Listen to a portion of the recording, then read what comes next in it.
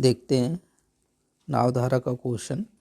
कह रहे शांत जल में एक नाव की चाल 9/1/3 किलोमीटर प्रति घंटा है। धारा की दिशा में एक विशेष दूरी तय करने में वह जितना समय लेती है, धारा के विपरीत उतनी ही दूरी तय करने में वह इससे 3 गुना समय लेती है। धारा का वेग कितना है? तो देखिए यहाँ पे कह रहे हैं कि धारा की दिशा में जितना समय लेती है, अपोजिट डायरेक्शन विपरीत डायरेक्शन में इससे 3 गुना समय लेती है। मान लीजिए धारा की दिशा में 1 समय ले रही थी, धारा के विपरीत कितना समय लेगी? 3।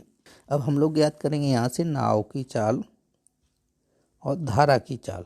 देखिए नाव की चाल क्या हो जाएगी, यहाँ पे जो समय लिया है 1 और 3 इनको जोड़ दीजिएगा तो ये बन जाएगी नाव की चाल 4 और धारा की चाल कितनी हो जाएगी 2। इसको आप देखिए अनुपात बनाया है तो इसको काट लीजिएगा, 2 को काटो 1 और यहाँ पे काटेंगे 2, तो ये देखिए 2:1 में ये नाव और धारा की चाल आ गई। तो देखिए नाव की चाल कितनी आई यहाँ पे 2।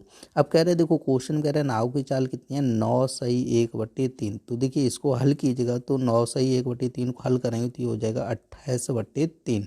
अब देखिए क्वेश्चन में जो नाव की चाल दी गई है 28/3 दी गई है और हमारे हिसाब से नाव की चाल कितनी आई है 2।